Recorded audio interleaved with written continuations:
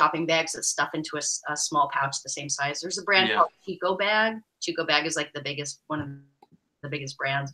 They make those.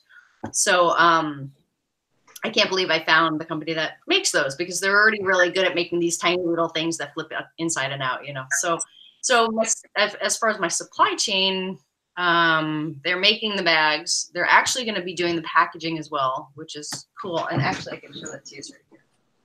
This isn't the final. I just had a photo shoot, so it'll be. This one is me, but basically it's like this. Oh, awesome. Yeah, you know. So that's me right now, but I have a really great shot with a professional model. So yeah, basically it's that.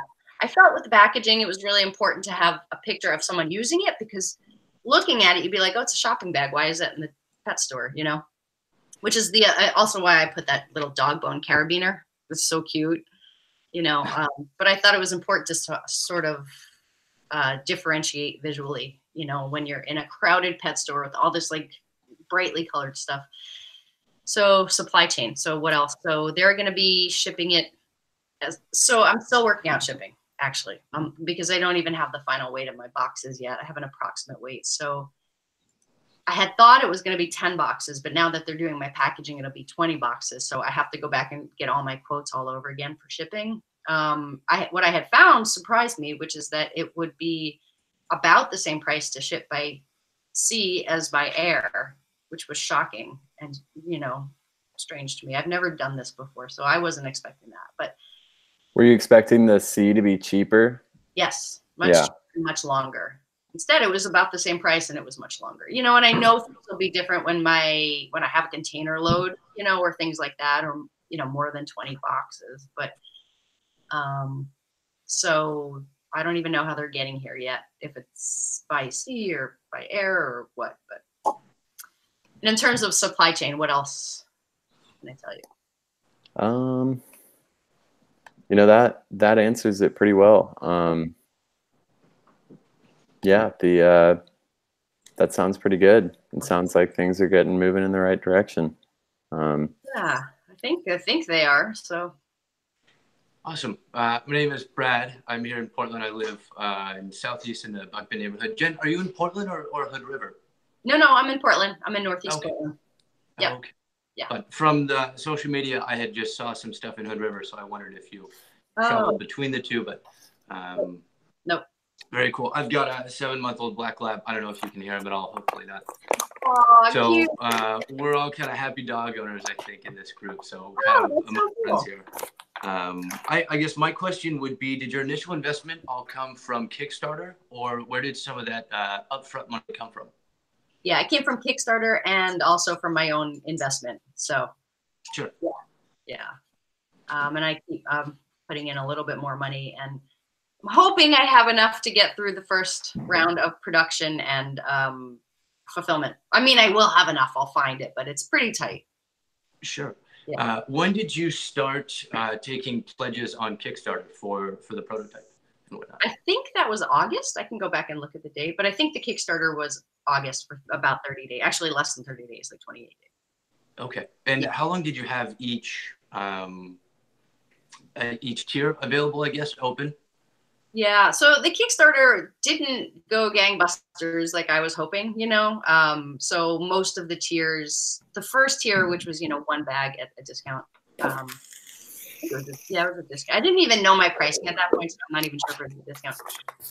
I mean, that got filled up eventually, but nothing like, you know, the Kickstarter dreams that I had, which was, you know, each tier would get filled up and then I'd close it and then, you know, keep moving along. But everything sort of just ambled along very slowly until the end. So yeah, so it wasn't that, like, you know, a whole bunch of people got the first round and then it became more exclusive, and never really got that way. Okay. Yeah. Cool. So kind of switching gears a little bit, I wanted to get to know or kind of understand what the ideal customer would be for Poco Pet. Obviously, it would be a pet owner or a dog that, you know, for a dog that's found, but what do you envision as far as your ideal customer being? So hang on, just putting in my headphones. Ideal customer. Yeah. So pet owner. You know, there's a strong case to be made for this to be big in the urban areas where people take public transportation with their pets, at least occasionally, you know, like say New York. The only way to get it, I mean, you could take a taxi that's really expensive. So you're going to hop on the subway, you know, and you kind of need some sort of vehicle to transport your pet. So I think urban areas are going to be big for this. As well as there's a strong case for outdoors people. Like, for example, another reason I developed this for myself was because I went hiking with Max once and he got stung by a bee and I had to carry him 2 miles. Yeah. I know. And I was like, oh, that's a long 2 miles, you know. So people who go hiking, the little dogs are perfectly capable of hiking long distances, you know. But just to kind of clip it on your bag, you know, along with all your other little gear. So I think outdoors people could, and I actually got a good write-up in thedirt.com. I don't know if you guys know it. It's a local startup and I know the owners. And so when I had my Kickstarter, they wrote up a really great article with that angle. Awesome. Yeah. Yeah. So you know, I mean, also like a subset or maybe a main set, places where it's hot often, like it can get hot here. Places, you know, Arizona, Southern California, Texas, like you can't leave your dog in the car for a lot of the year there. You know, here it's like a couple of months, it can get really hot, but places where it's just too hot to leave them in the car when you have to like run into the store, things like that, or the pavement gets really hot. You can't even walk your dog if you're out and about and you realize it's too hot, then you have to carry this thing. So, okay. So I think hot places, urban places, and outdoorsy people. Okay. Awesome. The mailman's here. Sorry. Oh, no worries. Used to it. Do all 3 of you have dogs? Yeah, I have an Australian Shepherd. She's going to be 3 in March. Oh, so cute. That's why part of the reason why I was asking if you were planning on expanding to a carrier that would be able to carry a heavier dog, because she would love to be carried around, but it's kind of difficult. How much does she weigh? She's 45. Oh, okay. Yeah. And like, when would you want to carry her? You know, like what would your use case be for? Definitely. Well, my boyfriend and we share a car, and it can be difficult with logistics, especially because he works close by to the airport. Mm-hmm. So, you know, at times when I need to just take my dog to the vet, it's kind of difficult to, you know, just get on the bus with her. I don't have any kind of like service dog, like fake service dog, you know, leash or anything. Yep. So I pretty much just have to call a Lyft and then call ahead and let them know that I have a pet. And there have been times where they weren't comfortable with transporting me with my dog. So yeah. I'd have to walk or just like wait until I can get a Lyft that would be able to accommodate us. So it can be difficult. Okay. Yeah, that's good to know. Okay. So the next question that we have, a little bit more about your customer service and like how you plan on promptly following up on sales inquiries. Yeah, I mean, it's one woman show, so try to stay on top of it. You know, I haven't even moved into the sale. I mean, I'm still trying. Now that I just had my photo shoot and I can mock up a final packaging, now I'm going to start really trying to sell. I went around to a bunch of shops during my Kickstarter, but you know, no one was going to pre-order like 9 months out during a Kickstarter. It was kind of weird. So now I can move into that. But how do I plan on staying on top of it? So, I mean, probably not for the first round, but certainly after that, I want to have a fulfillment house, at least for the physical orders and the physical order follow-up and customer service, you know, in that regard, like returns or questions or things like that. So that will take, I think, a big burden off of me. I'm sure there'll still be a lot to do, but like a lot less. I really don't want to be involved in like returns and refunds, and I don't want to do shipping at all, but I'll probably have to do it for the first round. And then sales, I mean, that's, you know, for now, that's just me. So I've done it before. So I have a company that I'm kind of winding down. I mean, I am winding down now. I'm not producing anymore, but it's Stitcherama, stitcherama.com. Okay. Stitch-A-Rama. And it's right now it's embroidery patterns, and it had started out as like international craft kits, and I was partnering with artists from around the world and making kits and giving them paying them royalties for their patterns and things like that. And then I just winnowed it down to just the patterns and just embroidery patterns. But I'm working with 5 distributors, or I was working with 5 distributors there, including one in England. So that was cool. But basically, so I've done it before where it's just me doing all the outreach and then all the follow-up, you know, and I'm using a CRM to try to keep on top of it. Okay, awesome. So, yeah, that's it. All right, and we did talk about, you know, the primary function, which is the fact that the Poco Pet product is easily storable.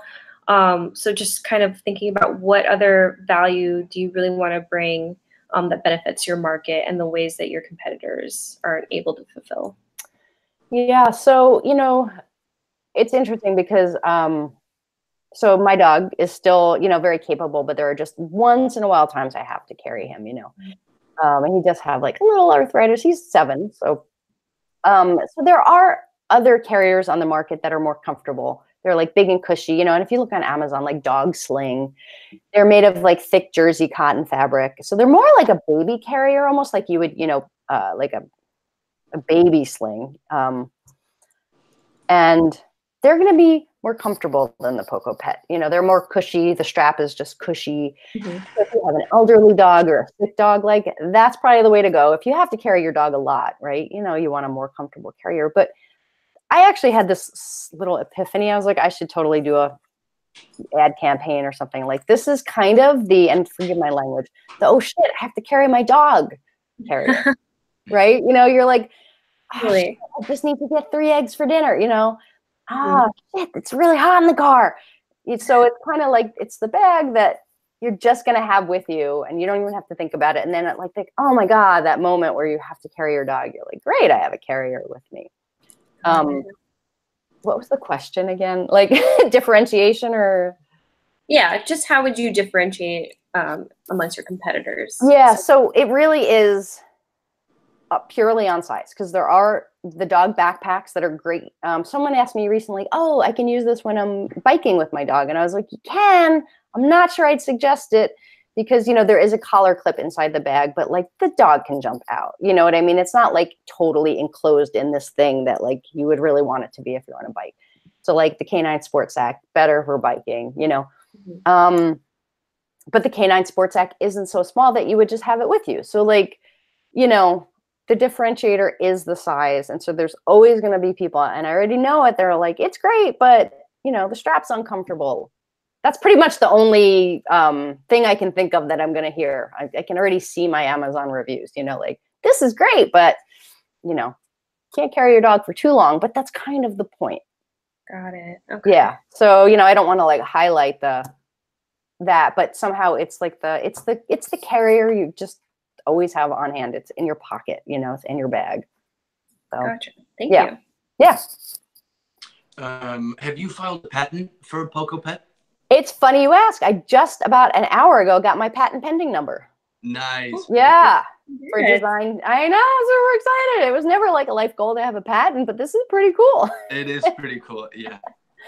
So it's a design patent for now. And then within 6 months, if I decide to go for the utility patent, I'll file for that as well. Okay. So yeah. Pretty cool. You know, I don't know if I'll be able to push back against anyone, and it's very easily copyable. So we'll see what happens, but. Perfect. Do you have financial statements, or I guess how do you record kind of your daily transactions or Poco Pet's transactions? Yep. Well, I have you know, the dedicated bank account, and that goes into, I'm currently using Wave accounting software. Yeah, which is sort of temporary. It's free, so for now it's good until things get really rolling, and then I'll probably switch to QuickBooks or something more robust. Okay. Yeah. Yeah, I don't have any experience with Wave. I'll be curious to get some feedback on that, I guess.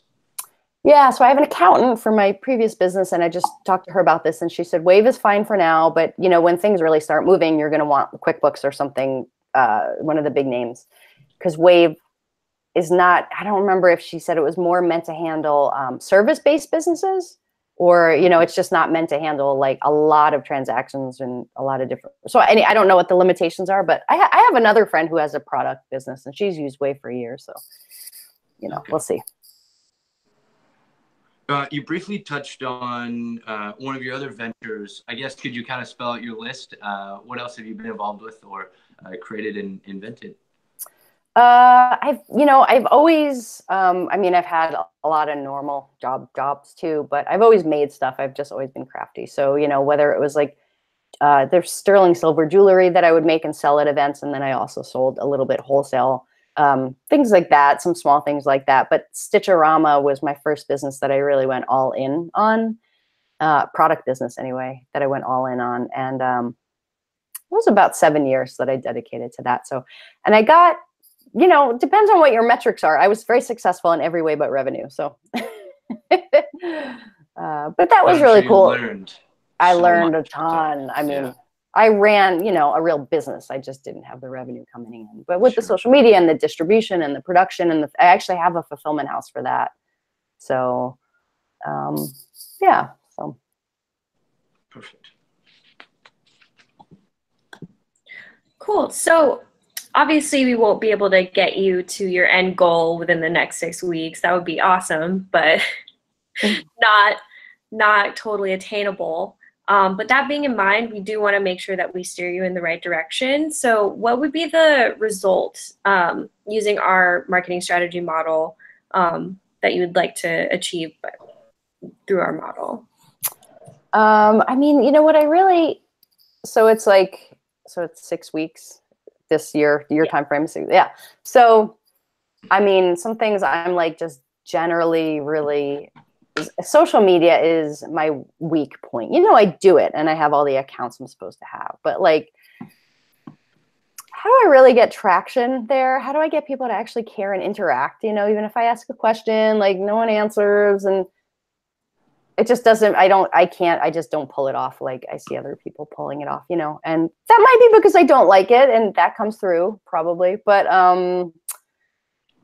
the first thing I'll hand off is marketing, you know, so basically whatever you guys can suggest or, you know, whatever, I'm grateful for all of it. What I would really like to understand is like, and I don't know if this is really within the scope of where you guys are at or what, but kind of a marketing launch plan, right? Like I'm hoping to get my first shipment in April, possibly March, but probably not because Chinese New Year is a month and the factory shut down, which I didn't know until I got to this point. So I'm going to be late in fulfilling the Kickstarter, but so I have until April to build brand awareness, to create some kind of buzz because there is no product on the market like this. And like little dogs are all the rage, you know? So it's like kind of a no-brainer, but I haven't gotten any traction yet, you know, so I have until April to do that. And I would like to launch and like have these things pre-sold. That would be amazing, you know, or somewhere along the line where people care when I actually do have product. Like, yeah, so a marketing plan, social media stuff, whatever you got. Okay, awesome. Yeah. Definitely. Jen, have you worked with the PSU group before, or is it just us? So there's 2 groups running concurrently now. Do you guys know that? Yeah. Because I'm still a little confused. Okay, cool. So there's 2. Yeah, but you're 2 separate classes, right? Yes. Correct. Okay. Yeah. So that's it. I have not worked with a team before. I was in the BOP for 3 years, which has been awesome. And Gavin has been a great advisor. I just graduated out of that. So now I have you guys, which is awesome. Cool. Yeah. So I guess what I was kind of getting at is, do you know the level of transparency or what level of transparency do you feel comfortable with as far as Poco Pet's financials and whatnot? I mean, for the right reason, I'd feel comfortable. So like for, you know, like what would you want to dig into and for what purpose? Absolutely. I think somewhere we would love to start with would be a pricing strategy, just kind of figuring, and I'm sure that's something you put a considerable amount of time and research into. So putting in a pricing strategy and just maybe look at long-term kind of financial health of Poco Pet, what some goals would be. Yeah, that'd be great. I'll share anything with you, you know, that you want at this point. So yeah, if you want to, you know, if you get to that point, you want to email me questions or whatever, I'll share whatever data I have. I would love projections. I don't know if that's something you got. Yeah, financial Absolutely. modeling, financial projection would be great, because I'm just so bogged down in like minutia at this point. I haven't even been able to do any financial projections. You know, like, okay, so I'm ordering 2,000 at this price. You know, all in it, maybe it will be somewhere around this cost. You know, if I sell them mostly at retail, you know, like, and then I place the second order. When do I do that? How much is that going to be for? You know, just, I don't know, any kind of, I don't even know how projections work, to be honest. So Yeah. yeah, That's all right. We pay way too much money to go to school to learn how to do it. So I hope you're learning a lot, and I hope it really does help you in your futures. Yeah. Yep. Well, that's great. Thank you. That transparency will be super awesome. Brad and I are both finance majors, and that was one of the things that we were most interested in. You know, just to kind of use some of the skills that we've learned this far to help you throughout it. You know, and yeah, I think we're going to be able to build some nice stuff. And yeah, That'll be awesome. I really look forward to talking with you about that and seeing it, because it's something I keep meaning to do, and I just can't get ahead of things enough to take the time to do it. So totally. yeah. Awesome. Well, I think we're out of time, unless Blake or Brad, did you have any other last questions for Jen before our meeting? Yeah, I guess my closing question, what are some of your favorite dog parks in Portland? So I used to live in Southeast. I think you said you're in Southeast. Mount Tabor, have you been there? I haven't, but I've heard great things. It's a beautiful dog park. I mean, it's the side of the mountain, you know, it's awesome, but it's not fully enclosed. So it depends on your dog. If your dog's like a runner, you know, don't go there yet. But it's a fun one, because then you get to walk too. But my real favorite, if you're up for a little bit of a drive, it's like 20 minutes out. It's the 1,000 Acres Dog Park. Oh, you know? On the Sandy River. Yeah. On the Sandy River, yeah. It's actually called Sandy River Delta Park, you know, for on the map. But God, that's awesome. I just went there 2 weeks ago, and you can just walk for 2 hours, you know, so fun. Cool. I'll visit and I will report back. Yeah. You said 7-month-old puppy? Yeah. Black Lab. So he loves the water. So the river is totally his element. That's awesome. Yeah. And the coast, have you taken him to the coast yet? We have Oceanside, Pacific City. We've kind of hit some of those. And the waves, he's sort of unsure about, but it's still, if the ball goes in the water, he's going in the water, period. So yeah, that's awesome. My dog does not go in the water at all. So. I believe it. Yeah. Cool. Well, thank you so much for taking the time to meet with us, Jen. We really appreciate it. We got a lot of good information here. And then we'll be meeting with you on Tuesday at 7:40 for our first presentation. Perfect. Thank you guys so much in advance. Just having people on my side feels good, so I appreciate it. Awesome. We're a team now. Yay. Awesome. Thank you, Jen. Okay. Take care, and email me with questions anytime. For sure. Okay. Talk to you later. Bye. Bye-bye.